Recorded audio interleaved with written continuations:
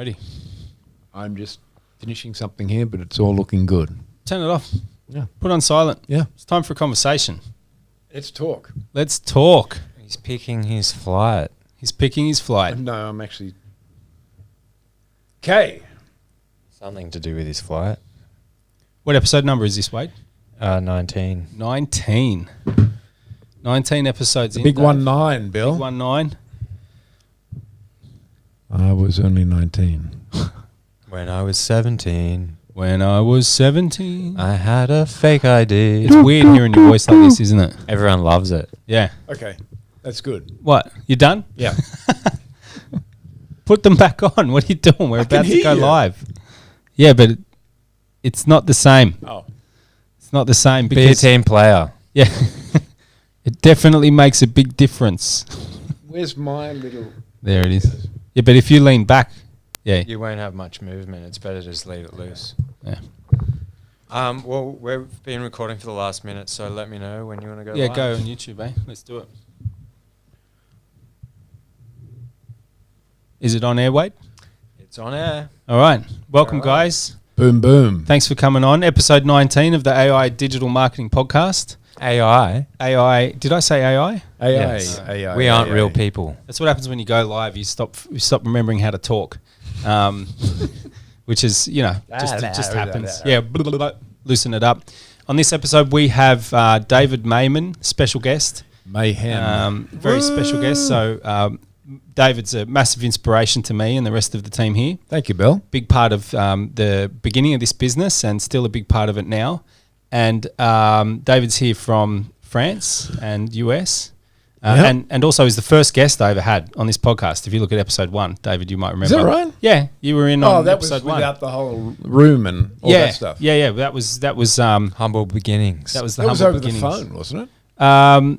Yes, it was. Yeah. I called you in on the. I had the podcast, like the road podcaster, but Yeah. I called you in. You weren't there physically. That's right. Yeah, Probably wasn't So there that's probably why I mentally don't either, remember. I think you were. It was a great podcast. Still one of the most popular ones. Has the most Oh, of listens. course. Yeah. There you go. No surprise. Wonder So- what you talked about. Yeah.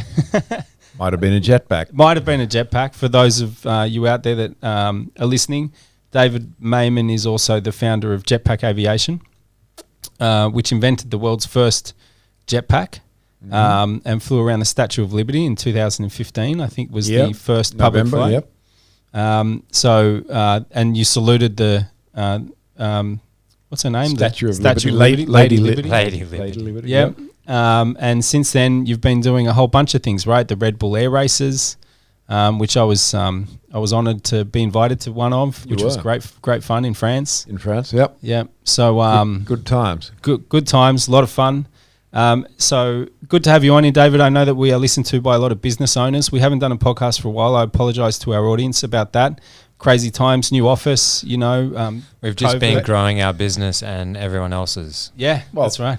Thankfully, we are literally not underwater, which is the rest of Sydney seems to be. Yeah. Well, that's the right. whole East Coast, basically. Yeah. Hope you guys out there are staying dry, Yeah. which is no easy feat. But it looks like we've kind of made it through now. Maybe the rains have I don't stopped for a know. while. I don't know.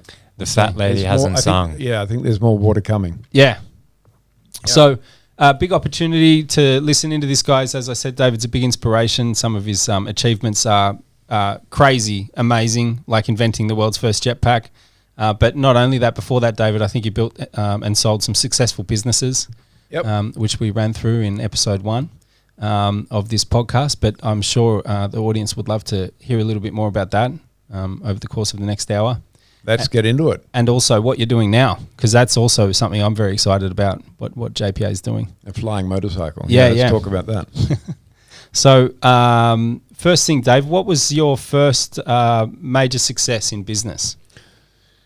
I started off in management consulting in the 80s. Sounds like a long time ago. It was a long time ago. And I worked for a management consulting company, which gave me a great insight into how big businesses work and how how processes and systems are created, and how large companies are structured. Now, that's not how small entrepreneurial businesses work necessarily, but it gave me a heck of a lot of discipline in business. Yeah. Because these are companies that will charge out each consultant at $4,000 a day through to $10,000 a day.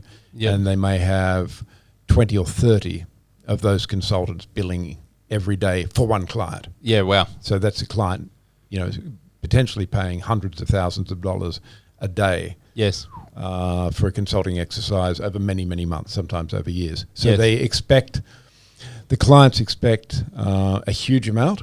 Yep. So it's similar to investment banking. Basically, forget you have a life. That's all you do when you're in that kind of game. So whether it's McKinsey or Bain or LEK, any of those big consulting firms, it's a great grounding in business and how to deal at the sort of highest level in business.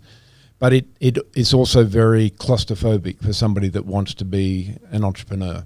Yes. So I learned a lot, but at the same time, after 8 years, I realized it was time to do something myself. Yep. And that was, funnily enough, to build up a consulting firm. Yeah, cool. Because I had learned so much about what it takes to be successful in consulting. I was always more interested in business development and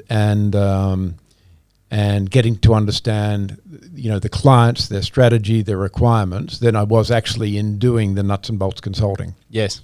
So I found that thankfully I was pretty successful in developing consulting businesses. Yes. So I did that for myself. Cool. Yeah, that was the first gig. How did that feel? The leap of faith going from a cozy kind of employment, cozy salary that you're going to get every month to potentially nothing. Yes, but potentially big upside. It's scary. Yep. I think I was at a point in my life where I didn't have a huge mortgage, and I didn't have kids. Yep. It was before I got married. Yep. So it's definitely easier to do it in that you can in that circumstance. You can bootstrap it, right? If you don't feel the responsibility that I feel now as a married person with kids and yes. And all of that stuff. I could have gone for 1 or 2 years, maybe 2 years at a pinch, without making a lot of money while I was building up the firm. Yeah, exactly. So, no, but it felt great. Cool. Yeah. Yeah. And grew really quickly. Yes. Why do you think that happened? A heck of a lot of time on phones. Yep. And a heck of a lot of time in the air. Yeah. Right. I was the sole business developer or salesperson for the company. In fact, initially, obviously, I was the sole person in the company. So most of the work that we were doing early on was in mining. Yep. So I would be, for instance, in Indonesia on a coal mining site, trying to convince the owners of the coal mining site that we could help train their supervisors. We could, change their management systems. We could change their supervisory systems that they use. Yep. But I'd also be on the phone, say, to a mine in Namibia. Yes. And a manager there.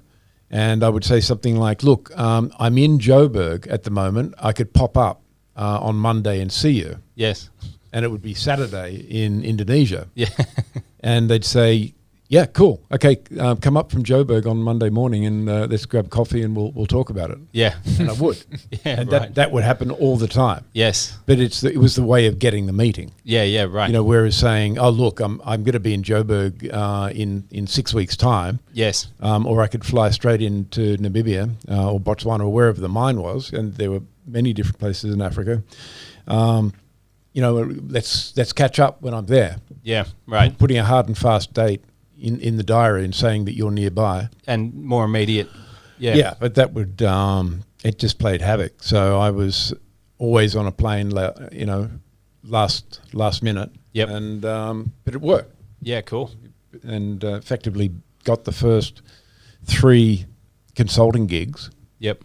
Selling in that way. And then just focused very much on doing a fantastic job. So having the best consultants, even if it meant early on not making a huge margin or profit on it, but over-servicing. Yes. We're a new company. Yes. I had a personal reputation, and some of the consultants had past reputation for doing good work with clients that we could bring with us, but the company was new. So we over-serviced like crazy. Yeah, cool. The company's got amazing value. Yep. You've got to do that, right? The Godfather deals, doing the same amount of work that another more established business might have charged 2 or 3 times as much for is really a good way to start. Yeah, or even we probably charged pretty much market, I would say, for the engagements. Yes. But they got way more than they would have gotten from anywhere else. A McKinsey or something like way more. Yeah, cool. Yeah. And it's worth it to those bigger firms, right? The mining companies and stuff, a 2 or 3% increase in profitability or efficiency or whatever. I mean, if you can improve a throughput of any kind of mine by 0.5%, or reduce their cost base, their cost per ton, by that, then your engagement that you're charging probably, say, $1 million to $2 million for is cheap. Yeah, right. That's the cheapest $100 million they've ever made. Yeah, right. Yeah. So, they'll do that all day long if you can reliably come up with the results. Yeah, cool. Yeah, so that a big part of that kind of work is obviously it's building a relationship with the client that they have to trust you. Yep. You're charging a huge amount of money, but it's also just being able to report with complete transparency. Yes. Be able to say, look, these things are going well, and these things aren't going well, and just being able to demonstrate clearly the impact that you're having. Yes. So so that somebody else can't really put their hand up and say, "Oh, hang on, that's something that was done over here," or you've got to be able to say, "Look, we really changed that." Yeah, demonstrating the value. Yeah. How long did you run that for? That was six years. Cool. Yeah. And finding the right people, was that challenging at the start, or? It was always challenging. Yep. It's a service type business, so it's other than your, the company's systems and processes and techniques that we built up. The only thing we had was the quality of the people. Yes. That we hired, and we just went for the best. Best of the best. And my adage in those days when working with headhunters was, I don't care. I really don't care what we pay. Yeah. I don't Just care, because I know we will always get a payback, even if it's longer term. Yep. On these people, and so we never negotiated on rates. We've paid over $1 million a year. Yeah, wow. In salaries. Yep. But I knew damn well that we would make more than that. Did you bring in partners and? No, didn't need to. Cool. Didn't need to during that time. It really took off. We did great work. Yeah, cool. Really, really good work. Cool. And it's like the old adage at IBM, the top sales guys were always earning way more than the CEO. Yeah.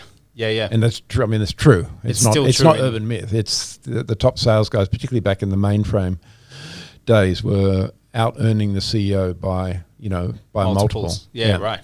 And it's the same thing. I didn't really take money out of the company. Yes. I just my travel bill was enough because I was flipping here and flipping there, and yeah, sure, I'll be there. On tomorrow. that frequent flyer tip.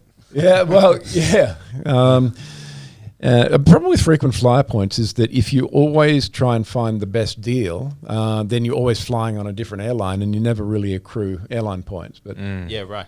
Anyway, but it pays off in the end, because what you're doing is building up capital value in an asset like that. So you're not looking to extract a salary month to month, or even a dividend, because you're ploughing all of the money that you make back into your business, with the dream that the business is becoming more valuable. Yes. And and it's absolutely true. If you can build a business that's making more and more revenue, and more and more profit, and you don't have churn, and obviously in consulting the churn is very, very low, because you don't do a lot of engagement. Right. But if you do that, then you've got a great nest egg, great asset. Yeah, right. And what made you decide it was the right time to sell?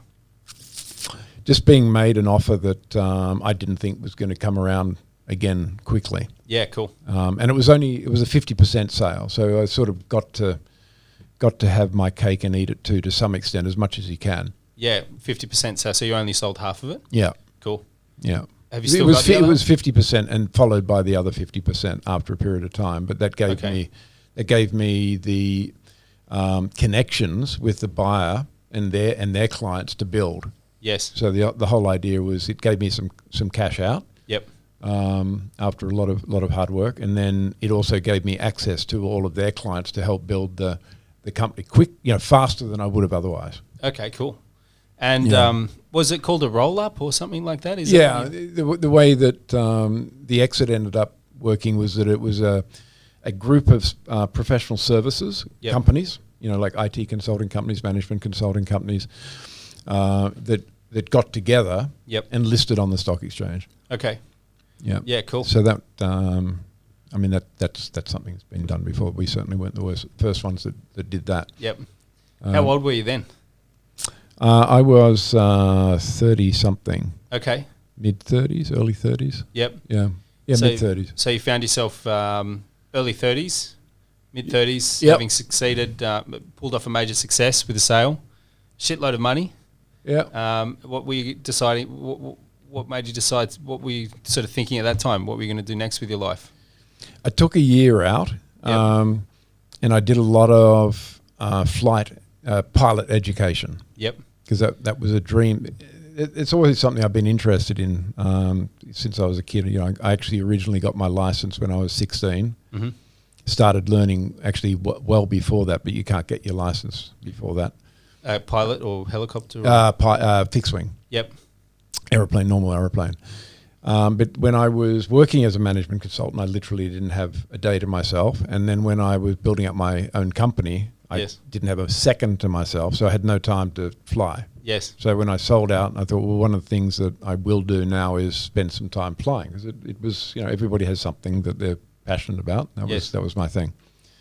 And so I got my license. I already had a fixed wing license here in Australia. I got my rotary or helicopter license here, and then I got my commercial rotary and fixed wing license in the US and in Europe. So I ended up having 3 separate licenses, which now has become quite a headache to maintain. Three medicals a year plus flight tests every year and all that stuff. Yep. Yeah. But you've still got them? Yep, still got them. Got to pay to play. That's right. Yeah, it's not cheap, particularly the helicopter. The fixed wing stuff is not too bad, but helicopters are just expensive machines. Yeah, There's right. a lot of moving parts, literally. Yeah. So I took a year off to do that. Spent time in Florida doing the US license. Time just out of London at Denham Airport in the UK doing that, and then just thinking about what the next business adventure would be. Yep. Yeah. And what did that work out to be?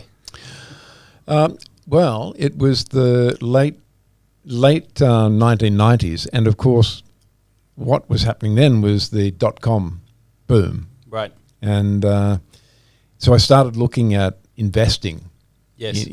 Angel investing or seed investing in .com companies, and I spent some time in Australia, but I was also living in South Africa at the time, and there were a lot of companies raising money, literally off the back of PowerPoint presentations. Yes. And they already had crazy valuations. This is the bubble. Just from a concept. Just from a concept, they were already valuing themselves, and I guess investors started backing them, which meant they had some reason to say that was their value.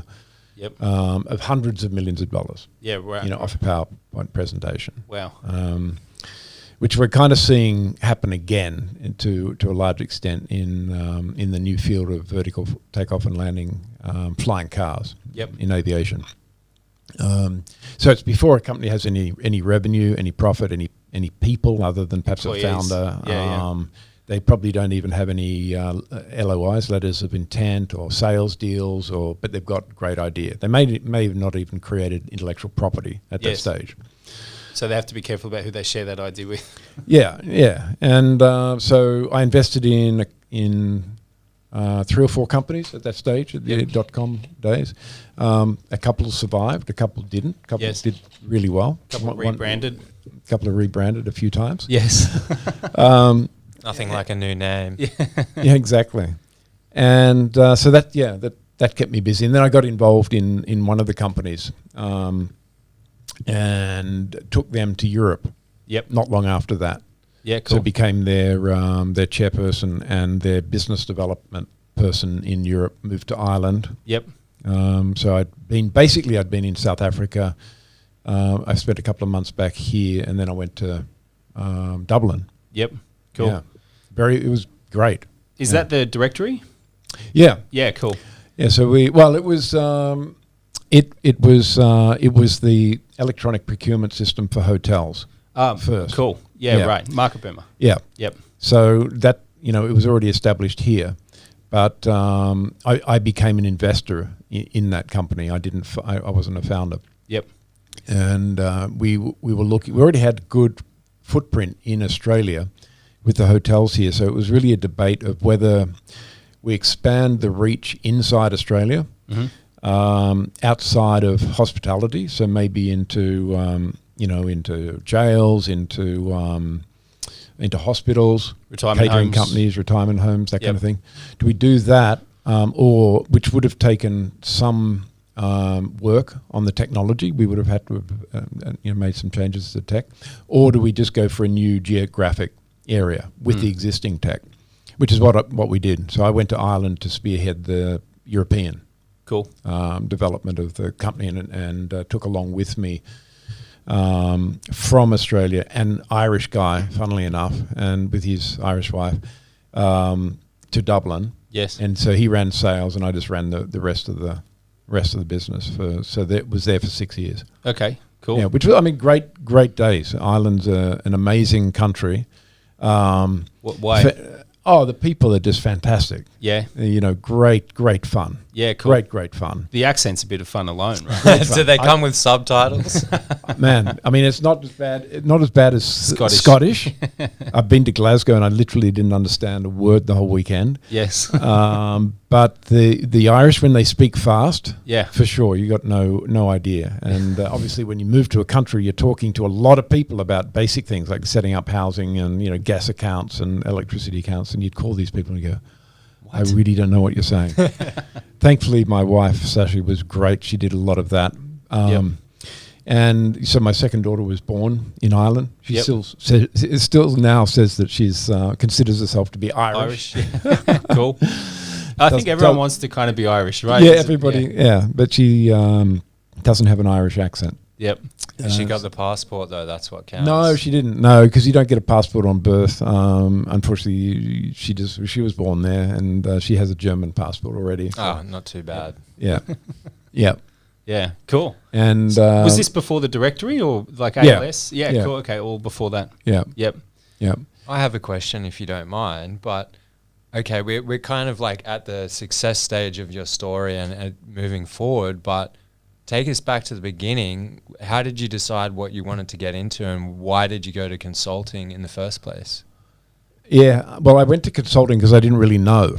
That was the thing. And I did a business degree or a commerce degree because I didn't really know. So it was I was either going to do law or commerce, and because I wasn't sure what I wanted to do. And those are studies that give you plenty of options. Yeah, a wide range of options. You can do law and pretty much do anything. Yes. And same with business. But I really didn't know. A lot of the kids that I was at school with, they knew, okay, this is exactly what I want to do. I want to be in marketing, or I want to be a vet, or I want to be a judge or whatever. Whatever. Yes. And I was 18, I guess, and just had really no specific passion that you would. Yeah, exactly. Other than aviation. Yes. But I knew that I didn't want to ruin that by being a professional pilot, like an airline pilot.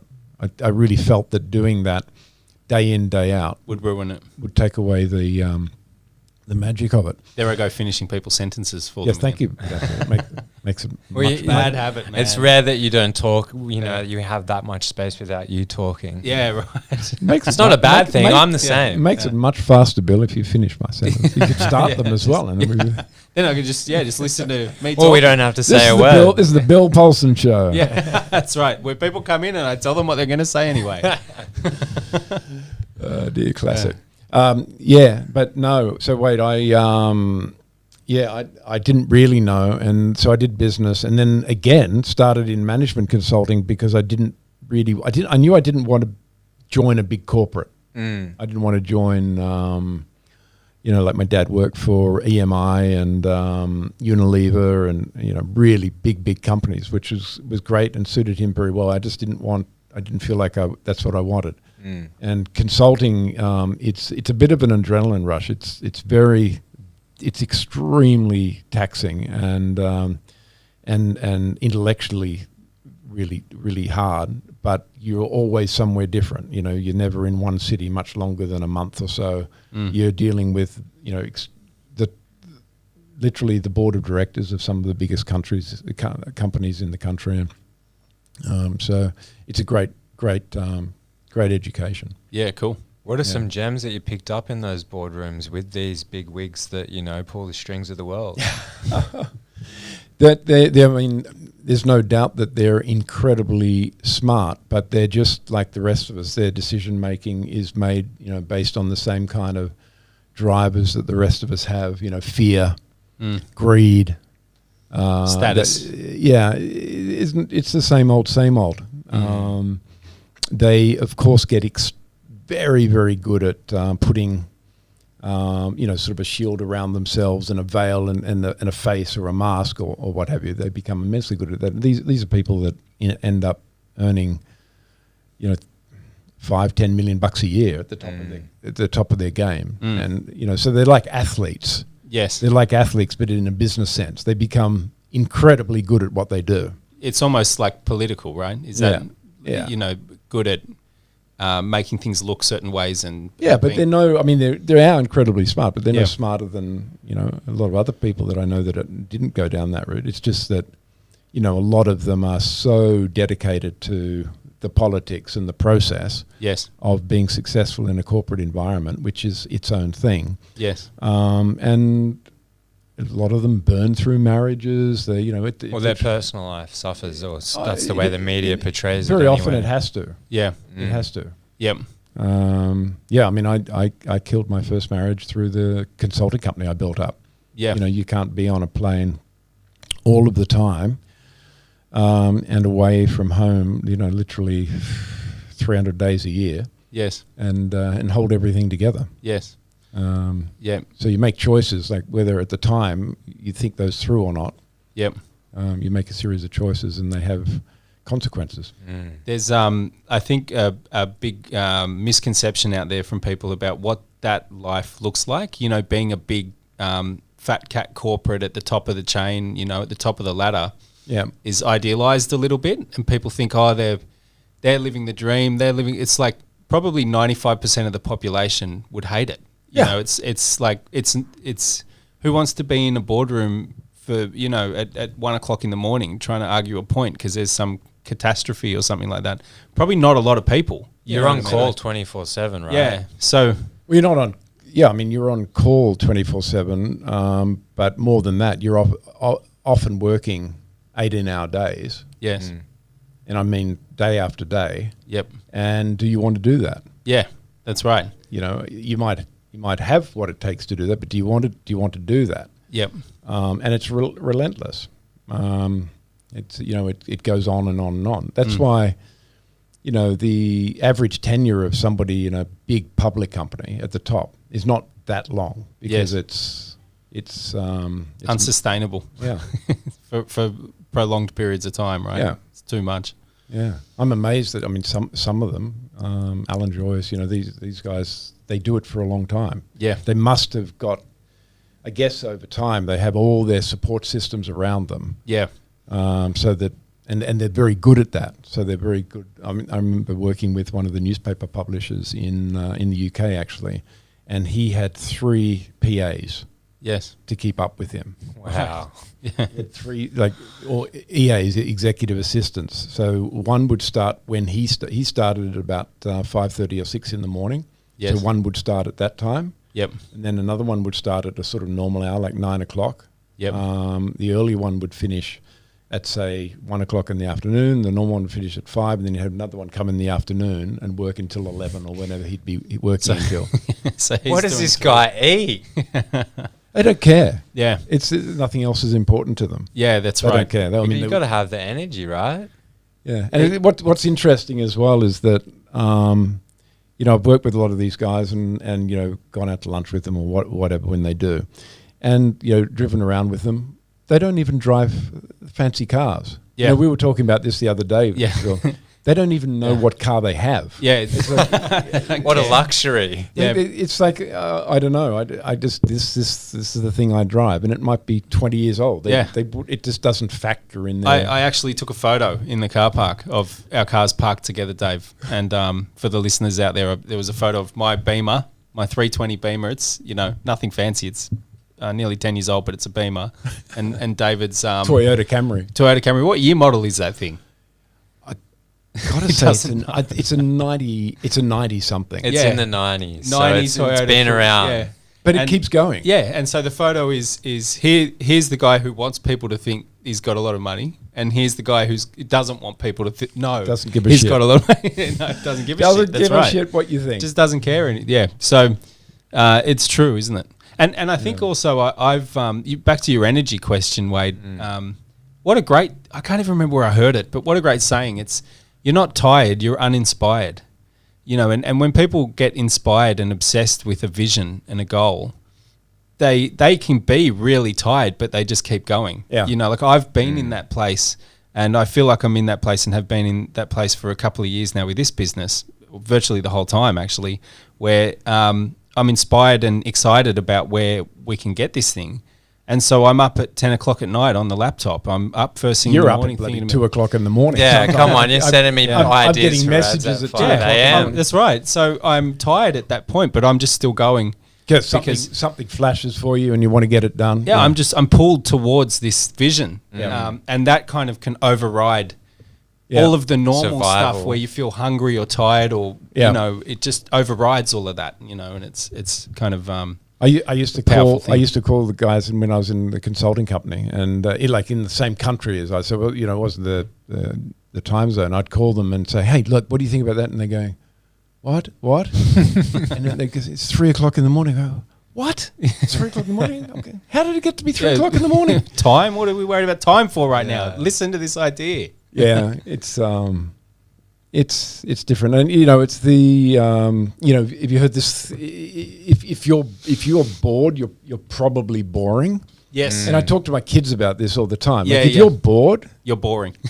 then you're boring Yes. because you're not finding something interesting. Yep. Find something interesting. Yeah. Don't be bored. Yeah. Find something that you're interested in. The magic in business and in life for me is really being able, it's that exact thing where you've got you're not being fed things to do or being fed entertainment, and you're not being told what to do, but you can come up with an idea and create something out of nothing. Yeah. That's really the magic in all of this. And we're in a free market, right? Like, you can come up with any product or service that's legal that you can think of. Yep. And go and buy a triplicate. You probably wouldn't even need to do that these days with the thing. But I remember being young and realizing that I can buy one of those invoice carbon triplicate books from the news agency, register an ABN on the internet in 10 minutes, and sell anything I want. Yep. Right? And just write on that book, I've done this and it costs that much. You know, like, it's a free market. So, there's definitely if you're bored, you're boring in a world, that we're in today. Yeah, limitless Abundant opportunities, possibilities, access to information. You just have to pick up any internet connected device and you can know pretty much anything. Well, that's the most staggering thing about today is that you can, like, pull out your mobile phone and in 10 minutes write a post, hit boost, put your credit card in and spend $50, and 5,000 people are going to see that in the next 5 hours. Like, You literally haven't ever moved, you Yeah. know, and you've just affected the world outside. All by a thumb. Yeah. And I think about it, you know, because my kids always ask me questions about this or that and the other thing. Yes. And then, you know, the first response these days is, oh, hang on a sec, let's Google it. Yeah. Rather than, hang on, let me use my brain. I'm sure I know something Everyone- about yeah. I'm sure I know something about this, Yeah. but let me work out what everybody else knows about this, because maybe they're right. Never throughout the history of the human race. Oh, Joe's at the window. Come in, Joe. Window Joe. Well, Joe. Come to join us. Hello, Joe. Welcome, Joe. So Welcome. nice of you to join us, mate. Did you make a sale? Always. Always, man. That sounded like That yeah. means That's right. Pending. We were just talking about Google. We got a bit sidetracked, but never in throughout all of history of the human race have people not been able to get away with bullshit as much Yeah. as they are now. Right? You can just call anyone call out bullshit, in 2 yeah, seconds. very And quickly. say, Pretty much, Oh, yeah. really? Is that what you think you know? Yeah, you're one of but then with conspiracy theories, you just never know now, don't you? Yeah. It's like it gets wild Oh, very that's quickly. right. Assuming that what you can find on Google is true. When it comes to things like that, Yeah, you know, it's just a small operation in the east. It's just it's just Yeah. a military operation. It in cuts the both east. There's ways, nothing right? going on. Yeah. nothing to see there. what the Russians are being fed at the moment Yeah. is crazy. Yeah. Crazy. Yeah. It's So just, I was just thinking when you were saying that the one of the differences, because I spent a lot of time in the US, between there and Australia, is this whole fear of failure thing. yes. The Americans have no fear of failure. Yeah. Right. They have no concept of that being a problem. Yep. And I just wish that we could get to that point here in Yeah. business. Yes. I agree. Yeah. Is that part of why the like American psyche, you know, where they talk tall poppy syndrome, you know, pulling other people down, but they're not down and outs themselves. They're just temporarily not. Well, you millionaires. don't really have that. You don't really have the tall poppy syndrome. As much And nearly Joe's in America, right? talking quite a lot when he comes in, doesn't he? Yeah, mate, wait your Straight in. turn. We've Yeah, been just waiting like for a minute. Boom, boom. Excuse me. What are we covered off today, guys? Yeah, talk me through. But no, what I found is that in the US, if you've been involved in 10 startups and they've all failed, then an investor will look at you and not say you're uninvestable. They Yeah. say you now know 10 times as much Yeah, as the that's first right. time around. About what not to do, about things Exactly. that can go wrong. Whereas in right? Australia, it would be, holy shit, I'm not going to touch you. You've had 10 failures. And Yep. the person's probably feeling terrible about themselves and their lives and everything else. Yeah, right. So And the tall poppy syndrome in Australia is, I think it's alive and well. yep, definitely. Yeah, pull your head in, mate. Your ambition's something to be embarrassed about in Australia, almost in Australian culture. And there's a lot of jealousy as well. You know, people that have done really, really well by working their guts out Yes. and made great money, or, you know, have the trophy house or whatever it is. People look at them and go, oh, they're lucky. And, Yeah. but I'm not going to work hard and actually achieve something like that. It makes a lot of sense if you think about our history, that to assume that people would think that the system's rigged. You know, that's really what it comes down to, is the core of like, I wasn't born with money. I don't know the right people. And so anyone who succeeds is off the back of a rigged system that I can't get to the. Yeah, I didn't get to go to that school or. Yeah, that's right. whatever. When also it comes down to some of the stuff we were talking about before, Dave, about believing that you deserve to succeed. Yeah. As well, right? You Yeah. can kind of you don't say to yourself or to anyone else, oh, why didn't you go for that? Start that business or go for that job or go for that big sale that maybe you could have got. Yeah. You don't say to people, oh, because I don't feel like I deserve to believe. No. To succeed. I don't feel like I deserve to succeed. You say to people things like, oh, you just make up other excuses, right? And we kind of do that to ourselves as well, I think, a little bit.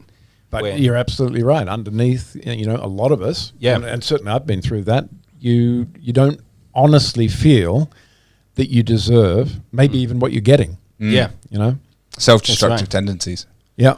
Yeah, that's something that even with speaking with staff members, especially for some reason it's come up recently where people have said that they're struggling and wanted to have a meeting or something like that. And when we really break it down to the core of it, and sometimes I ask them, you know, often this can really be whether or not you feel like you deserve to succeed and do really well in this role. Yeah. That really hits a spot. You can see it happen a lot. Yep. You know, and that's made me think about, do I think, it's a whole thing. It's a whole psychological thing. Maybe that's the only barrier we've really got. If we really believe that we deserve to succeed, I think that's all, right? That's all you need. That's a major hurdle. Yeah, totally. So I think that's a big one. Yeah. For sure. Yeah. So back on track with what track? Yeah, there's track. no What track, is the mate. track? It's a podcast. I've just dropped in, guys. This Why don't you isn't tell a me what the train. track is? I feel like it's important that we have a I track. think- I don't know why. Okay, go find the track. Yeah, well, the track was you, Dave. We're Oh, talking good. about- Okay, there Yeah, you go. things This is We the were track. asking you about your journey and the things that you've picked up along the way that might apply to other areas of your life outside of business and in business, and Yeah, vice the things that versa. you've learnt in those boardrooms with those big. With these people that society deems as big successes, Yeah. what are they doing? They're just What- human beings. Yeah. They're just Right. human beings. Yep. Greed, fear Fear. of failure, all of the normal stuff. Yes. They're What about some positive stuff, or don't they have any?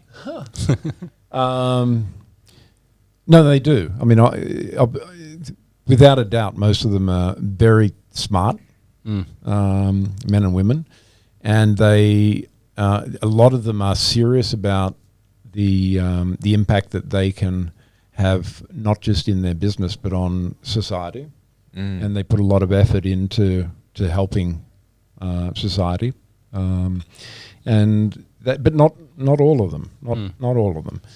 And I've met, I've certainly met both people from both camps, but they become role models for us one way or the other. And I just think that they're like extreme athletes. They really are. And I hate this argument that somebody, they shouldn't. It's outrageous that they get paid $5 million a year or $20 million a year in salary. It's absolutely outrageous. Well, hang on. They just bought shareholder value. They just increased shareholder value, by $1 billion or something. What do you give a shit what they're being paid? Right. As long as they did actually increase shareholder value. Like, well, who cares? Yes. Who cares? Exactly. Pay them $100 million. Who cares? Well, I mean, Yeah. in the grand scheme of things, 5 million to $1 billion, it's not much Yeah. of a cut. Yeah, but obviously what can happen is that there's a disconnect between the remuneration, like the total package of cash and shares and all that stuff. There's a disconnect between that and their real performance. Right. In which case I can understand that shareholder groups would be up in arms, and these shareholder meetings would get pretty bloody, and that's absolutely the way it should be. Yes. And that there's a parallel even to the smallest business. Your staff, motivating your staff if the company does well, understanding exactly what impact they have or can have in building up the business is really important. Yeah. And if they do have an impact, or can have an impact on building up the business, make it very transparent. This is how you've helped the business. Yes. And you should do well out of it. Yes. And definitely. vice versa. This is how you haven't helped the business, and see you later. Yeah.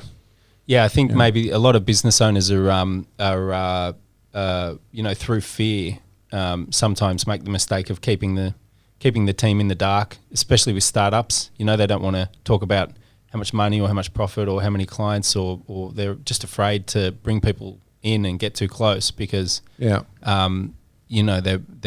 worried about, either they're greedy or they're worried about people kind of taking advantage or knowing too much. Yeah, but I haven't seen a company do worse by being transparent with their with their people in the end.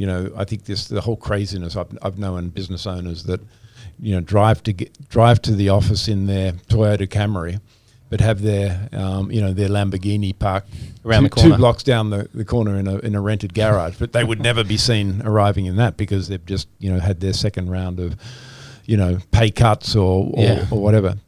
Be frank with people. Yeah. Yeah. If you're going for growth of revenue, make it very clear how they can do well out of revenue growth. If you're growing, if you're trying to grow profit, make it very clear how they can do well if they grow profit, which is top line and management of expenses. Yes. If you're looking to sell out of a business in a few years' time, look at how they can be involved in that. Yes. That process. Yeah, definitely. So I mean, I was lucky enough to go through the Y Combinator program in Silicon Valley in 2019, and that was very interesting. Just the whole Silicon Valley mentality. Yes. Of inclusion, and it's 100% transparency. Yeah. That they go for. Yeah.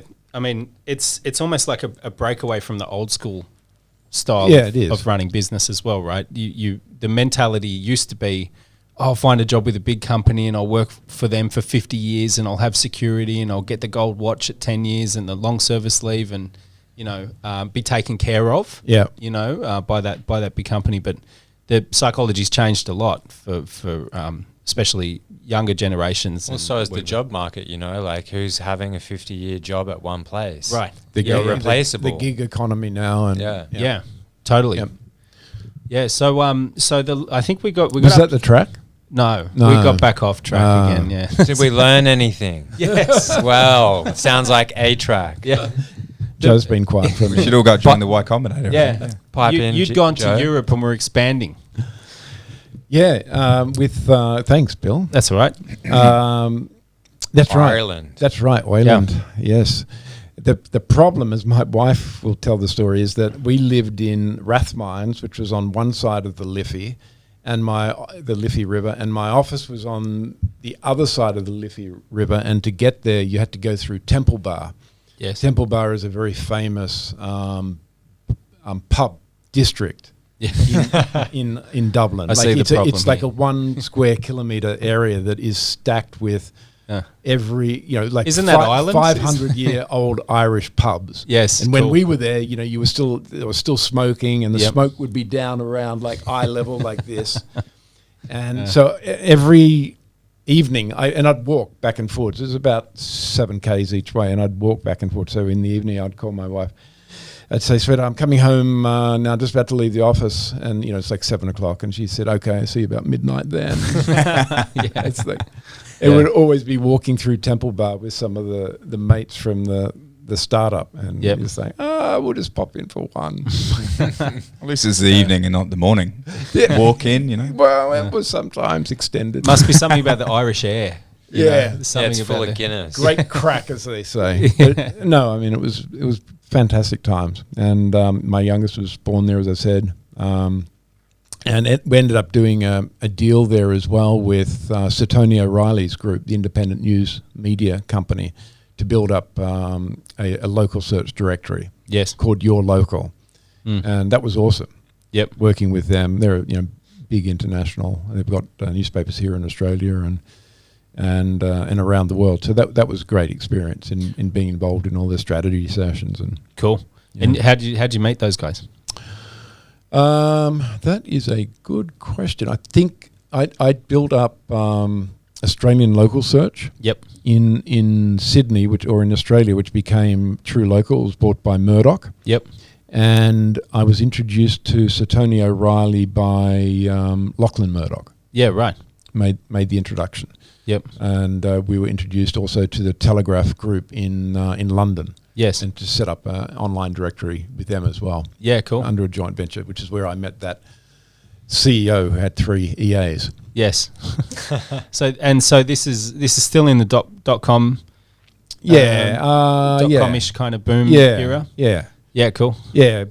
Probably around Towards the the end time of of the .com boom became, the bubble had sort of popped, and now it was just the real businesses left that were over. left. Yeah, Yeah, cool. and directories, I mean, they're a real business. You could argue that Google does everything that a directory does, but it's far more curated, and a directory does it really well. Yeah, directories used to come up everywhere at the top. Yeah. You couldn't beat them in organic searches. You remember this, Joe, from your time at Reach Local. Yeah. Yellow Pages and at True True Local. Local. Yeah, would be at the top of just about every search. Yeah. Not so much anymore. I don't think as much. But is that Google's curating and moving them out? Maybe Google's doing a top. better job than they were back in 2004 or whenever we started Australian Local Search that became True Local. Yeah. So they've supplanted that market, haven't they? They've become the directory. If you want to find something, you don't go to a directory to find something, you go to Google to And it will list what you're looking for. It will list the relevant results. Ideally. Yeah. Relevancy. So at this stage, had you thought at all about the jetpack thing? Yeah, for sure. I hadn't. I'd thought about that when I was in my early 20s. Yep. So when I just finished university and I got into management consulting and still didn't really have any money at all. I remember I was already in contact with Williams International in the US, asking them about whether they would sell me one of their engines because they built quite a nice turbofan engine, and their answer was, "Yeah, sure, it's like $750,000 US." Okay, that's a few zeros. Yeah, I'll be back. I'll get back to you on that. Yeah. And then I started a project at Bankstown Airport in Sydney with some engineers that didn't end up going anywhere. So the seed was definitely already there. Cool. In my early 20s. Okay. Just didn't have any money really to follow it. Yep. And then when I sold out of the consulting company, got into aviation, and then sold out of the local search business. Yep. That's when I really, I had a choice of do I stop working now, and I knew that was never really going to happen. Right. I said it kind of as a joke to my wife. I said, "Look, this is like fourth startup or whatever. Maybe I should just call it quits and retire and just chill out or something. Just chill out." And even then, you were like, "Call it quits," and like, she just went, like, "Come on, someone around the house that much. You gonna fish? Or you gonna play golf or something?" And I asked her, "What's that?" She said, "A little white round ball." Yeah. Oh dear. And so no, I knew I was going to stay busy. Mm. I just love it. I love starting new things. I love dealing with people, and the money is just, to me, it follows. It's a bonus. Yeah, exactly. I can honestly say since I quit my first consulting job. It's just the old thing of, find something that you love and you won't work another day in your life. Yeah. I really can honestly say, since I was in my late 20s, yes, I don't feel like I've worked a day in my life. Yeah. Every day I've done something that I'm interested in. Yeah. And I stay interested in things that I'm pretty good at. Yes. And then the money follows. Yeah, yeah. It's a different kettle of fish, isn't it? When you don't have to think about the bills anymore as well. Like, you get to a point where you've followed your passion and done well in something, and then the bills aren't really a problem. It's more like a game of chess. You're doing things that you enjoy and moving pieces around and getting to know people and investing in certain things. Yeah. Because it's and knowing that it may fail. Yeah, that's right. And if it does, you're not going to be starving, at that point as well.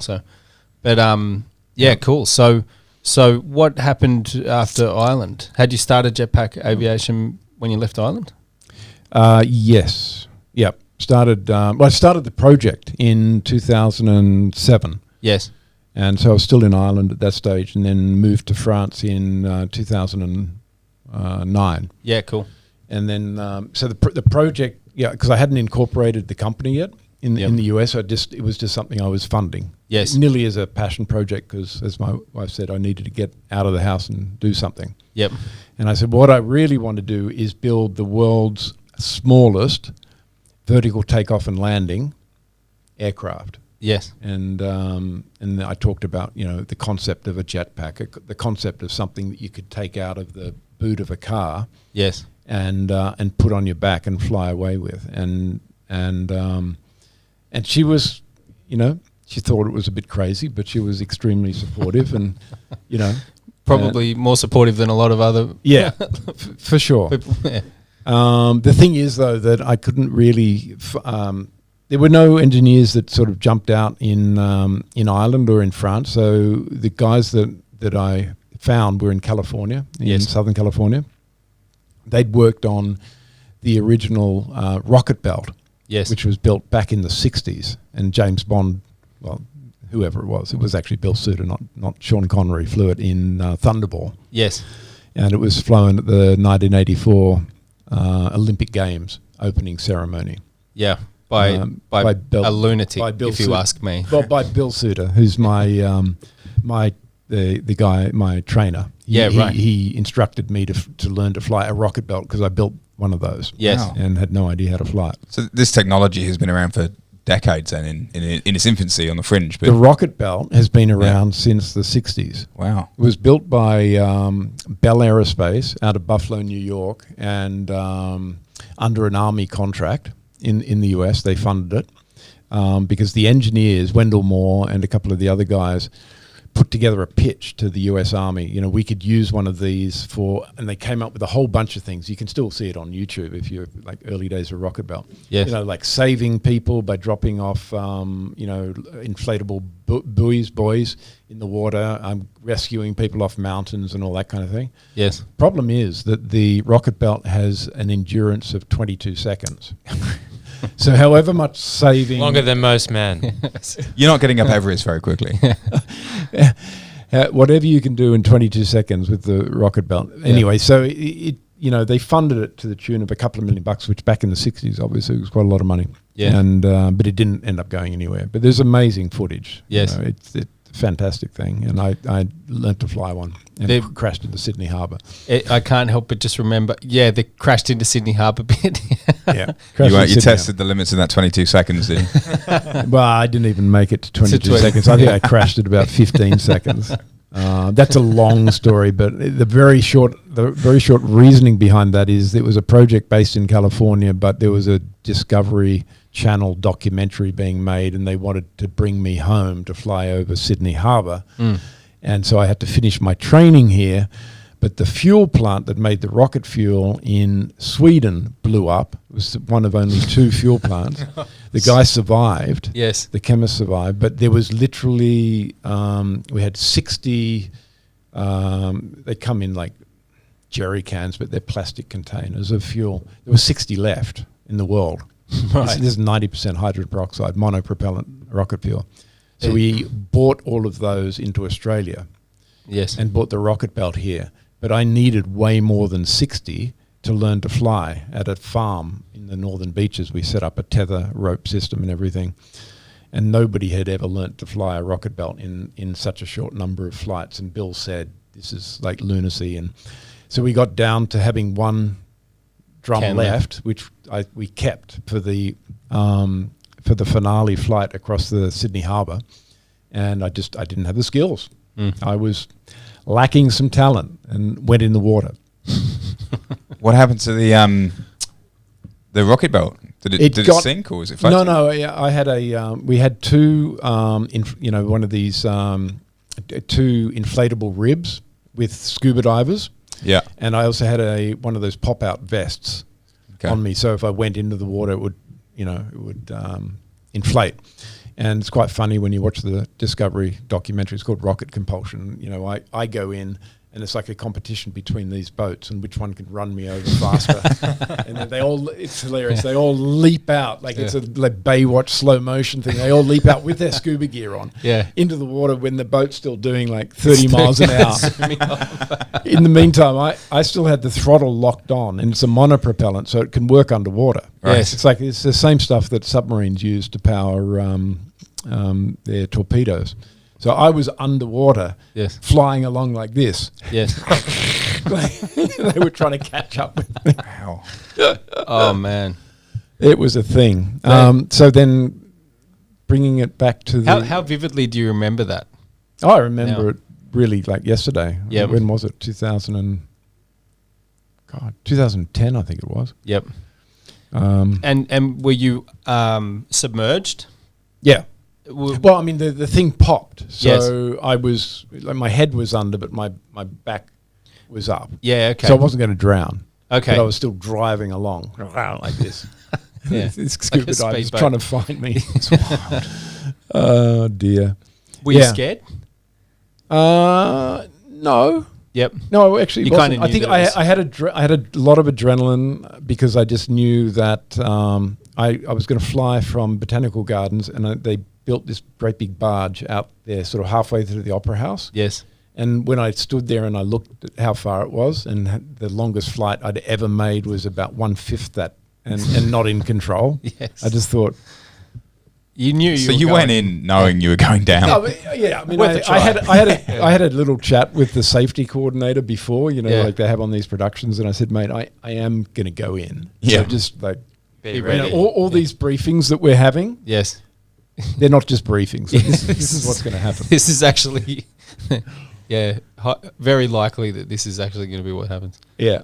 Yeah, right. But I'd already been in, I already had a crash while I was flying the day before that. So I'd been in Monavale emergency with my leg being patched up. I had 3rd-degree burns to my whole thigh. And Yeah. they said, right, and they booked me into North Shore Hospital to have a skin graft. Yes. And I discharged myself from Monavale Hospital, and I didn't tell them about what we were planning. But they, the one thing that they said is, I remember the burns doctor saying, "Don't get this wet. Hey. No baths, no showers. Don't get this wet before the operation." Yeah. So I went into the. But he clinic. didn't say don't fly a rocket belt again, did he? So, yeah. So don't go into the dirtiest water that you can find in Sydney Harbour. Yeah. So yeah, And you did. and I You did. got it wet. and then I went into the hospital. Yeah. Yep. Yep. I'm So sure the doctors were happy with you when they saw you back in there No. to finish He the. said, "What are you doing?" Yeah. Not you again. So, and also on your doco, Own the Sky, the one that was made about the whole thing, your Yeah. life story and the Jetpack Aviation thing, which Yeah. is an amazing doco. Thanks. Has some great footage of all of this the stuff. operation. No, the jetpack crash. Yeah. The one where you go into the water. Yeah. And also this comical adventure that you go on, trying to find people that will build you a rocket belt. Yeah. In all different corners of the world. Well, we ended up building it in Cuernavaca, Yeah. Mexico, south of Mexico City. Right. In this tiny little town. Yeah. In this guy's backyard. in this right? guy's backyard because he was a monopropellant rocket scientist. But we built it in his shed in his backyard. And Yeah. It's not monopropellant, this stuff that you're talking about, this hydrogen. peroxide. It's highly explosive and flammable. And It's not flammable, it's not explosive, but it's an incredibly powerful oxidizer. So if Right. it gets into contact with any kind of organic matter, Yes. it'll self combust. Yeah, it's like, self-combust? It'll turn. Right.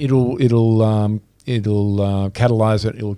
It'll start flaming. So if you Yeah. take a beaker of it Yes. and pour it into the ground, Yes. onto the ground, which is organic matter, Yes. it burrows a hole straight down. Like we've done that and poured like beaker after beaker. Yes. And then we got a steel pole. To see how It far was down. like 30 feet long Yes. and it didn't touch the bottom. Oh, wow. Wow. So it just burrows just into... drills a hole. Jeez. And there's smoke coming off. If you take leather, one of the silly pranks we used to play is we dip somebody's leather belt end in it without them knowing.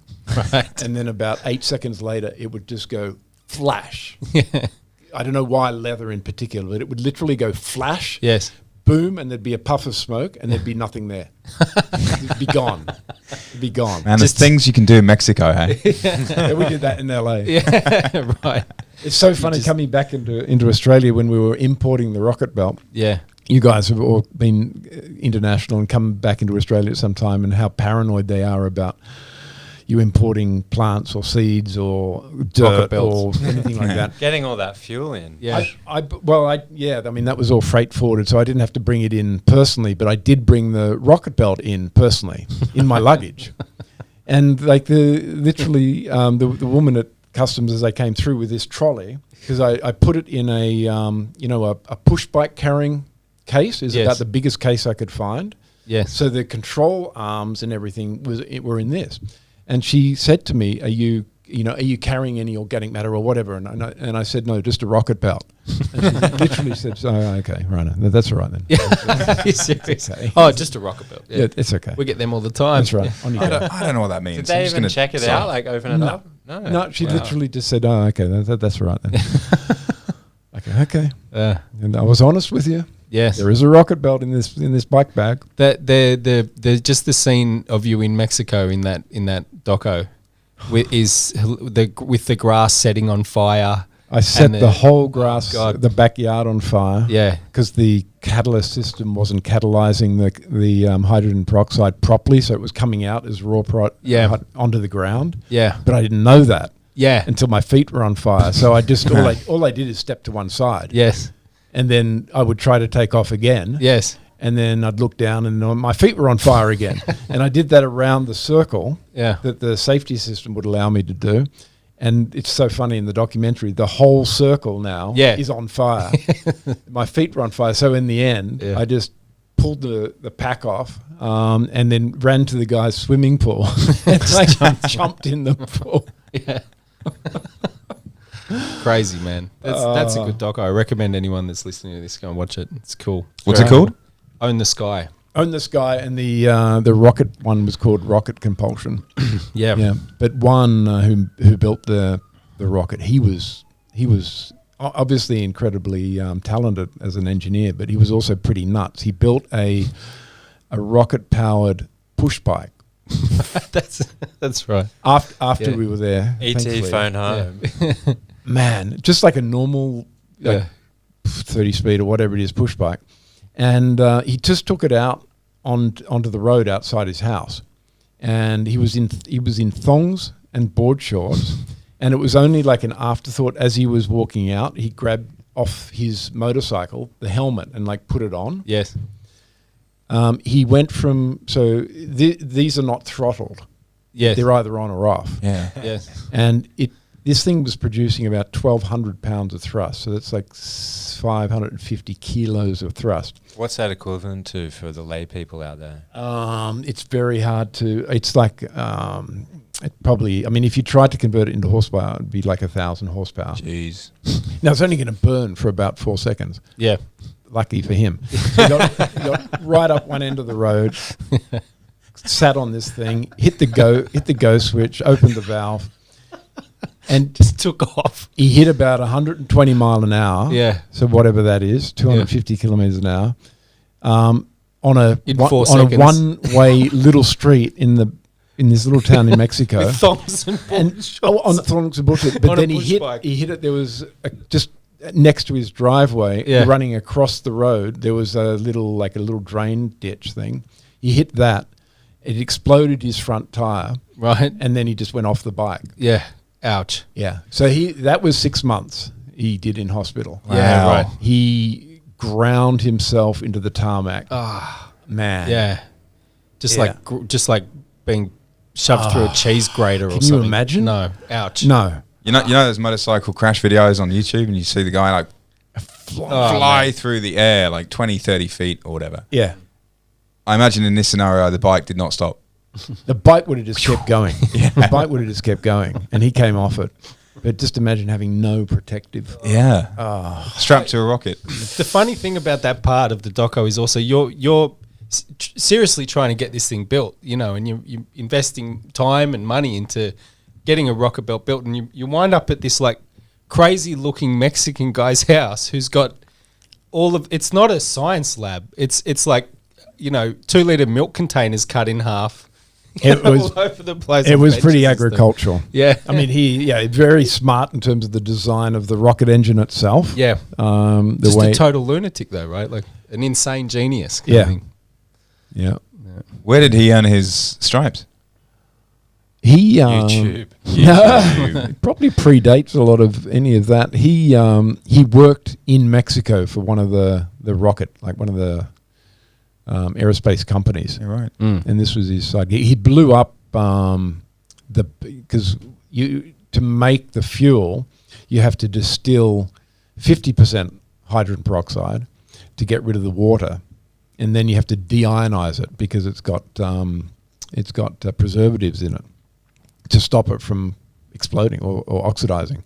So you have to remove these preservatives that are there to keep you safe. And he blew completely the back of his shed off his place with these great big deionizing columns. Yeah. With deionization beads in there. And it just exploded. It just exploded one day. Imagine being his neighbour. I There know. goes one on the rocket-powered bike to get milk again. Yeah. Crazy. Is he still around? Have you looked him up? Do you think he's still around. Cool. Yep. That's good news. Yep. Yeah. It's surprisingly good news. Yeah. Call them if you want to go fast. Yeah.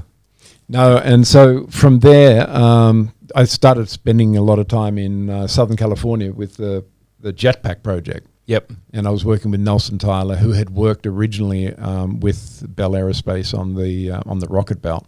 Yep. And the idea was that we could use some of the control systems from the rocket belt design with the jetpack design. Yes. And we did, and it was working. Yeah. Cool.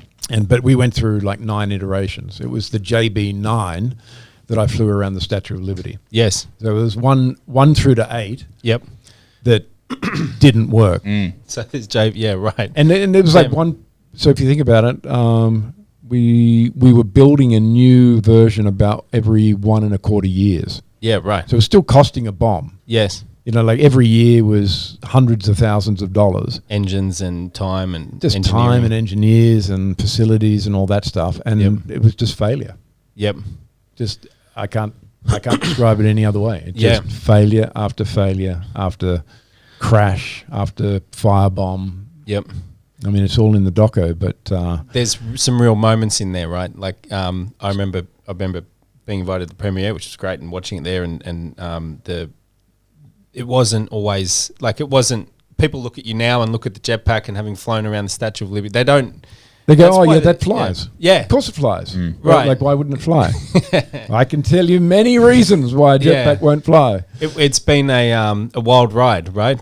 And very tough at times. Yes, because we were building something new, and I was learning to fly something that nobody had ever flown. So I had no idea whether it was me not having any idea how to fly it, because nobody was there to tell me how you can fly it. Yes. Or whether it was the machine that didn't work. Right. Like literally no documentation, no YouTube videos, no you just- nothing. nothing. Totally. No training, no trainer. Yeah. You Uncharted. strap it on, you start the engines, and only 8 times out of 9, nothing happens. literally, I was going to say 5% of the time they'd all start properly. Yep. 5%. Yep. 30% of the time you'd have a fire. Yep. You know, I learnt pretty quickly to dress with full balaclava and everything. Fire safe gear. Yeah. I mean, there's some classic scenes in that doco where I am completely in a ball of flame, and then the camera sort of comes in closer. I've got no hair, no eyebrows, no. Yeah. I like- remember the eyebrow singed bit. Yeah. So, yeah. Yeah, and the cameraman, those big microphone, the microphone things that they have, like Yes. this, just shriveled up to a tiny little, like, gone. Yeah. So, but anyway, cut a long story short, went through all of that, and persistence, just dumb persistence, literally, came up with the JB9 finally, and that got me around the Statue of Liberty. Yep. And now what do you want, JB? JB14 is cool. is the current one we're designing. How long did it take you to go from 9 to 14? Well, 9 was in 2015, mid 2015. So we're 22 now. So Yeah, probably so keeping that calendar every year and a half of. yeah, although it's a lot New faster. I iteration. mean, it's a lot faster really now if we wanted to be. But we're spending so much time on the new, the flying bike, the speeder, that we're not putting as much time into the jetpacks. Yeah, sure. Have you guys spoken about the flying bike? Not the yet. speeder? We have not. No, but we should. Yes. This thing is, when you first talked to me about this, Dave, my instant response was, if you can get this thing to fly, I'll just be blown away. And I think so will the rest of the world, because it's absolutely like nothing.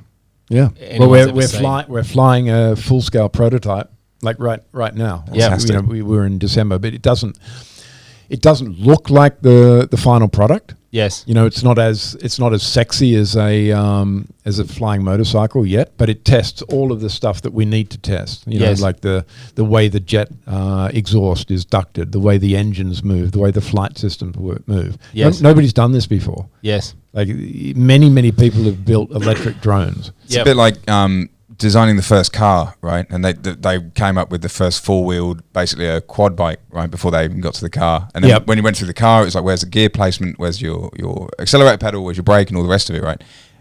And the whatever the format, the structure we have today with that is what it is. But you're in this stage of working out what all those systems and exactly, and things that's look why like. like the first prototype was huge. I think I've shown you photos, Bill. Like the first prototype was twice the size of this table for exactly that reason. We had no idea in the end where we wanted to put stuff. So having it so big meant that we could move engines around and all that kind of thing. Yes. And then the second prototype that we finished flying, test flying the end of last year, 2021, was already much smaller because we had already resolved where the engine should go. Yes. From the first one. The one that we're working on now, which is the P2. Yes. Which is a kind of a bit misleading because we had the P1, the P1.5, now we're on the P2. It will really look like a flying motorcycle. Yeah, yeah. It doesn't have wheels because you can't drive it on the road. Yes. So maybe it looks more like a jet ski. Jet ski. Can you stream your screen, Wade? I But, can to the get thing? something up. but What's it coming up? Put up the JPA speeder in Google Images, and you'll see one that looks like a Ducati. yeah. Is it sort of similar to that one, right? The red Yep. motorbike looking Yep. thing.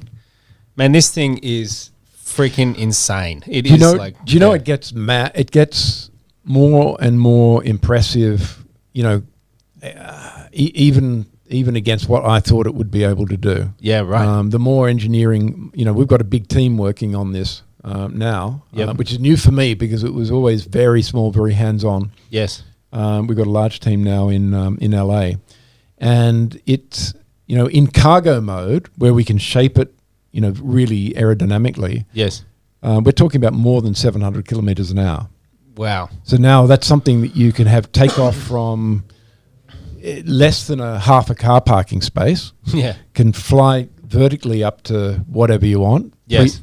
100 meters, 1,000 meters, 3,000 meters. It could probably fly at close to 8,000 meters. Wow. What? Yeah. That's crazy. Yeah. What's the height of Everest? Yeah, it's about, you could fly it pretty much. Yeah. The height Even of to Everest. the top of Everest. Yeah. with the air density and stuff. That Yeah. high. That's the problem with helicopters, isn't it? They can't get up there because it's too Yeah, thin. but Does the this have same speeder problem? the speeder ends up flying on small wings. So it has little winglets. Okay. If it relied just on its turbojet thrust, it wouldn't be able to. Okay.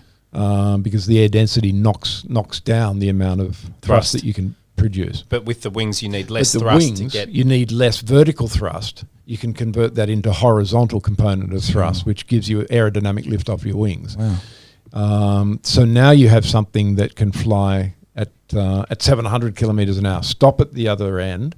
Yes. So we're Sydney to Newcastle in 10 minutes if you need something delivered urgently. Concorde who? Crazy. Delivery. Yeah. Yeah. Or Sydney to Brisbane at airliner speeds. You want DoorDash, but you want that good DoorDash from Yeah, but if it's When something, it's still warm.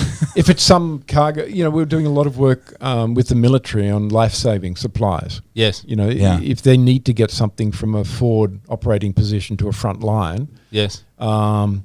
you could send a helicopter. It'll probably be shot down because it's slow and it's a very, very Big target. It's a heat saturated target. It's loud. It's got 4 to 5 crew on it. If it's a Black Hawk. You could send ours. Now we can carry 500 kilos. Obviously, a Black Hawk can carry more, but you could swarm 10 of ours. Yeah. And it's still at 1/10 the price of a Black Hawk. So swarm 10 of ours. They'll fly by themselves. They don't need a pilot. Yes. They can land like on a Dime? 1 centimeter. Will they get there quicker? Does it go faster than Oh yes. Yeah. Then a helicopter. What's a Black- Yeah, sure. yeah. Yeah. A Black Hawk will top out at say 130 knots, 140 knots. Yes. We could do, let's say 700 kilometers an hour, so it's like 350, 400 knots. 3 times the speed. Yeah. Yeah, right. Yeah. That's amazing. Now that's not in piloted mode because Yeah. the problem with it in piloted mode is you have to create an airframe that a pilot can sit in, Yes. and depending on the position of the pilot, if they're sitting forward like on a motorcycle, Yes. you have incredible drag because of the amount of turbulence created behind the aircraft. Yes. So what we're looking at is an option where you are recumbent, so more like a Formula One Yes. or IndyCar, Lying where back. you're lying back. Yeah. And if you do that and you shape the fuselage around them, then it can be very much like a cargo version. Yeah. It's shaped like a bullet. Now you've got a piloted version, potentially 2 people, that can do over 700 kilometers an hour. Yeah. What do jet fighters do? What are their speeds? Well, they can Speed of sound. Yeah, they can go plus, Mark 1 plus. Right. So at sea level, the speed of sound is 600 odd miles an hour, 700 miles an hour, something like that. But there's actually no reason. I've talked a lot about this with the engineers. There's no reason we could go supersonic. So wouldn't that be insane? Yeah. Let's say Mach 2. Now you've got something doing 2,000 kilometers an hour. Yeah. It'd need different engines. Sure. But how mad would that be? That would be mad. And I've got this idea of kind of lying on your back, slightly inclined, just with your head kind of so you can see. And just relaxing. Just flying. Surely at those speeds, though, insane. so close to the ground, most of that still has to be AI driven. Oh, yeah. Yeah? Yeah. No, I mean, if it's piloted, use what's called a protective flight envelope. So the pilot can do what they like with the joystick, but it's all being driven by a flight controller. It's fly-by-wire. So if the pilot does something and the flight controller knows that there's an obstacle or knows that there's a ground or the pilot's trying to pull, a rate of roll or bank or pitch beyond what the flight controller will allow, then it won't let them. So you can't crash it. That's the idea, right? Exactly. Yeah. So I mean, if you set up like a DJI drone or something to be in fully automated mode, they're pretty hard to crash. Yeah, I know. I've tried. I crashed it. Yeah, Wade managed to pull it off. Wade probably crashed. Yeah, the video. Well, I've had 20 minutes or less than. Yeah, but they're hard. If they're fully protected mode, it wasn't when Wade crashed it. No, he probably had it in sport mode. Yep, that's when the thing turns off. Yeah. The protection. So there's all these practical applications for this, right? Can I pipe in just because I've got to go, and I have a question for David that I'm waiting for an answer for. What's the best piece of advice you've ever been given? You asked me that the other day, isn't it? Didn't you? I gave you a few days. I know you to did think give me a few about days to think about it, and then I forgot about it. Trust in your own voice, trust in your own judgment, but be very open to suggestion. So it's not one answer; it's kind of two. Trust in your North Star, your gut, but listen well. Okay. Yeah. Well, on that note, I'm out. But gentlemen, enjoy the rest of your afternoon. Wade's going to show you, Dave, what to do when we want to turn this off. I'm going to keep it on the wide angle. All right. You literally just push off stream, stop record. Those two buttons. Okay. Thanks for joining us, Dave, and you can run the podcast now as the guest. Well, I'll be back in a sec as well. Okay. Cool. You guys talk amongst yourself, and I'll be back in 2 seconds. All right. So, Billy. Yes. So there's all these practical applications for a flying motorbike, Joe. Oh, it's good. But they're not what I care about.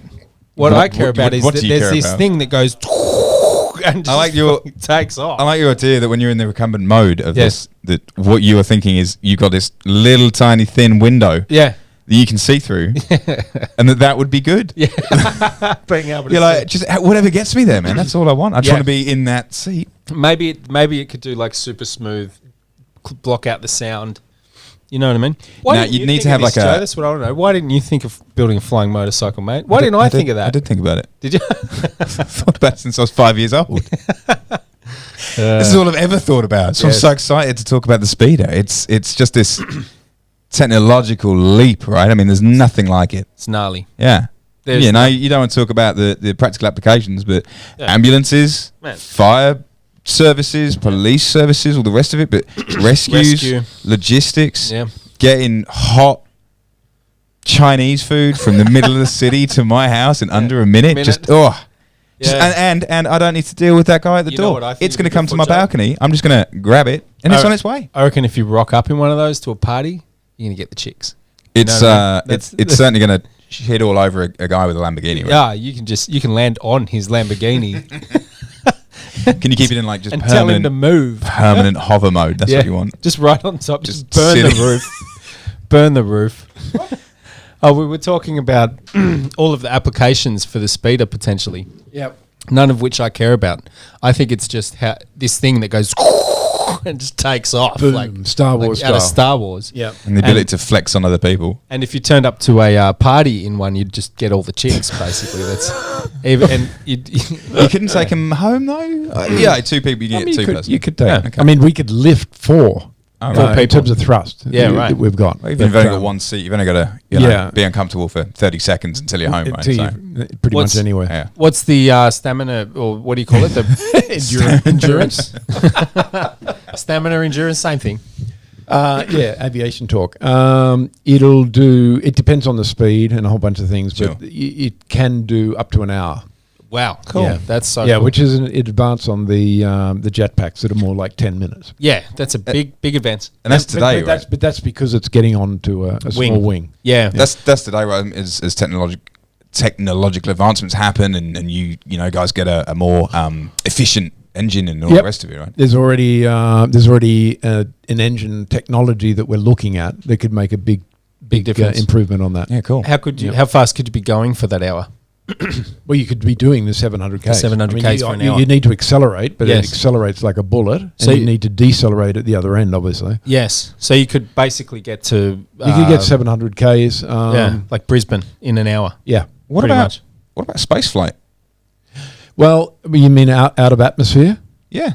The engines we use are air breathing. That's the only problem. They're like ramjets or? No, they're turbojets. So they're not turbofans. Turbofans are the sort that you see on an airliner.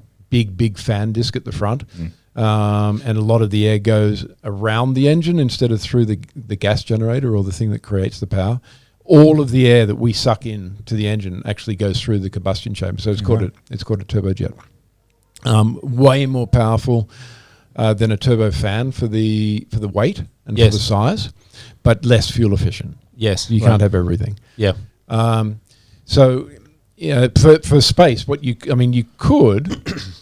could potentially use air breathing to get to a certain altitude, and then a monopropellant or bipropellant fuel to get out of atmosphere, which would be pretty amazing. Pretty cool. Yeah. Talking about these on terrestrial applications, but if you can get people to space, get equipment to space, build out space stations, so on and so forth. Is it more efficient? I seem to think for some reason that there's airlines do this, but like if you've got to get a really long way, is it more efficient for you to go up really high and then down, or just to kind of go straight at a certain altitude? A lot of it depends on what the winds are doing. Okay. If you can get into a jet stream, you really want to be at the level of the jet stream. Yes. And often that's in the sort of 30-something thousand through to 40,000. Yes. 40,000 feet. Yes. That can make a big difference because that can be a couple of 100 miles an hour. Of wind speed. Right. Yeah. Okay. And obviously you don't want that on your nose, so you don't want to be, in that case, you don't want to be in the jet stream. Yes. You want it on the tail if you can get on the tail going the other way. Yeah, right. Which is why it takes a lot longer to fly one direction than the other direction around the world. Yes. Yeah. But normally aircraft work much more efficiently at high levels. Yes. At high levels because the engines use less fuel and. Yeah. Cool. Yep. Cool. So what does a day in the life of David Mayman look like today? What do you get? Well, I split my time. I'm in Australia at the moment, and I try to come here like a few times a year. Last time I came was in the middle of COVID, so I had to do the whole hotel quarantine thing, which was fun. We're through that, thankfully, at this stage. So I come here a few times a year, and otherwise I'm split between France and California. Yep. And so usually I will... I'll wake up in the morning and check emails, but the emails could come from, sort of 4 odd different companies that I'm involved in. Yes. And not all needing like a whole lot of work done. Yes. But, just absorbing that information. Yes. And then working mostly hands-on with the team at Jetpack Aviation, JPA. Yes. In California. Yep. My role there is not... It's kind of as the CTO, even though I'm not the engineer. 1 second, Dave. Joe, what are you doing? Oh, okay. Thank you. Just making it's just not all you, Bill. It's all your back at the moment. No, it's good. Sorry. Yes. Have we got Joe still? Yeah, Yes. he's there. Oh, no, He's in the other corner. Do Do you want me to switch the... Yeah, you can press- play press with the that. buttons. Yeah. There we go. That's better because now you can see everyone. Oh, there you go. Oh, okay. Cool. Nice. You see how I mastered that? Yeah. Don't be like that. Getting in and pushing my buttons Really over halfway through David's. Yep. So sorry. Where were you? I was talking about the day in the life of... So, and then I'd usually be working with the team at Jetpack. Yep. on the speeder aircraft, a little bit on the JB-14, the new jetpack as well, but mostly on the speeder. And so I'm the CEO, but I'd also be considered the CTO, the Chief Technology Officer, even though I'm not an engineer. Yep. But I'm responsible for the overall organization of the and the overall design. Like I know what I'm also dealing day to day with all of the guys in the military and other potential civilian users, like oil and gas and what have you. So I know what they're looking for. Yep. So it's my responsibility to bring that back into the product design and engineering. Yeah, cool. And to just keep the guys on laser focus on this. We're a much larger team than we used to be, but we're still a small team. Like we're 15 engineers, and obviously a lot smaller than Raytheon or Lockheed Martin with their thousands of people. So we have to be very focused. We can't do everything. Have to be very focused on what we're doing. The right next thing, the next best thing. Yep. Exactly. Do you feel a little bit like sorry for JB-14 having neglected it now that the speeder's taken the wind out of its sails? I want to fly the JB-14 because I think it's going to be amazing what we've come up with as a concept for it. Yes. Cool. So I will fly it. Yeah, cool. And, cool. But the speeder kind of takes the cake. Yeah, we've got to get the speeder flying. Yeah. Before there's people interested in the jetpack still. Of course, we sold a couple recently to a country in Singapore, a government in the government in Singapore. Yep. They're going to use it for some sort of search and rescue stuff. Cool. But in the end, the speeder will just be more practical. Yeah, right. I think the jetpack is a great sort of demonstrator of what we can do. Yep. And it captures people's imagination. It's it's a jetpack. Yeah. And the world's first. Yeah. And still to this date only actual jetpack that you can wear and jetpack, right? Yep. It absolutely is, and you've seen what happens when I flew that one around Cannes in the south of France, and people just go crazy. The words awe-inspiring just come into that's exactly what it is. People stop what they're doing and just watch, and until the jetpack's no longer flying near them because you can't not. You have to watch. You can walk with this thing, and then you can just take off while you're walking. Yes, and then a couple of seconds later, you can be doing 150 kilometers an hour. Yes, and then you can zip around. Yeah, like a ballerina, whoosh, crazy. Yeah. And then you can come back and you can land like exactly on the dot that you took off from. Yeah. Like you need no more space than like 0.5 meter by 0.5 meter. Yeah, man. And that's insane. Yeah. Ultimate freedom is what that is. Yeah. Like it's you don't need to get to an airport. You don't need to find a helipad. You can just take off. And compared to other air shows where they have what they call the setback, the aircraft are only allowed to within a certain distance of the crowd. Yes. We could fly right up to the crowd. Yes.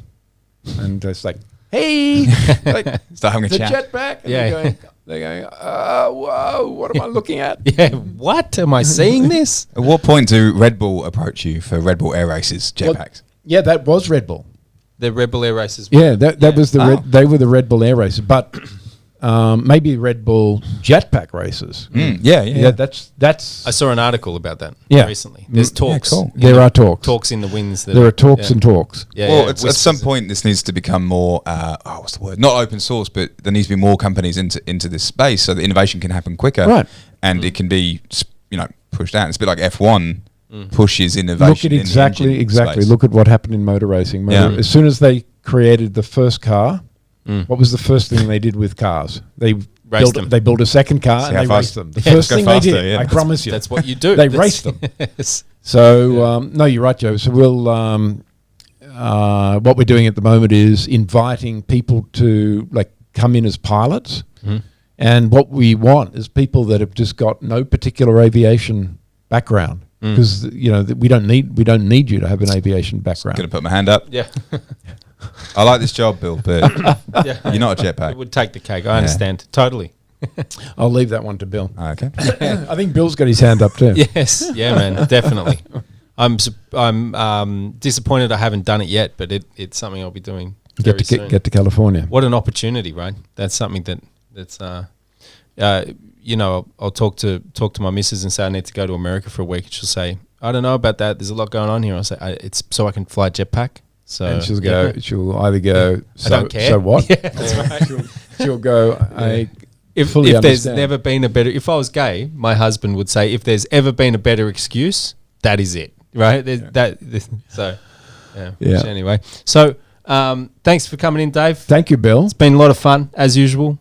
Thank you, mate. I'm love talking about it all. Like just the science behind it is just so exciting. Where aviation is going now. Yes. What we see is aeroplanes and helicopters now. Compared to what we'll see in even 10 years' time. Yeah. Going to be amazing. Guys, look it up, man. Go to Google, type in Jetpack Aviation Speeder. Look at Google Images. You'll see different designs there. The one that looks like the red sort of Ducati style motorbike thing, I think is the closest. Yeah. And it's just something else. It'll just blow your mind. It's insane. But more importantly, and we'll be flight testing the P2 probably in about 6 weeks. Yes. Yeah, 6 weeks. Wow. Yep. Cool. Yep. So we'll get some videos up of that. Yep. Cool. And it's exciting. Cool. How inspirational is that, Joe? You know what I mean? This is great. Love having you on, Dave. And thanks, mate. Believe in yourself, guys. Follow your dreams. It's all possible. And the other thing I was thinking when Wade asked me that is like whatever you think's possible. Yeah. Double it again, triple it. Like go for it. Yeah. It's one of the things that got bashed into me, like in California. It really is. Yeah. Like you think this is possible? Yeah.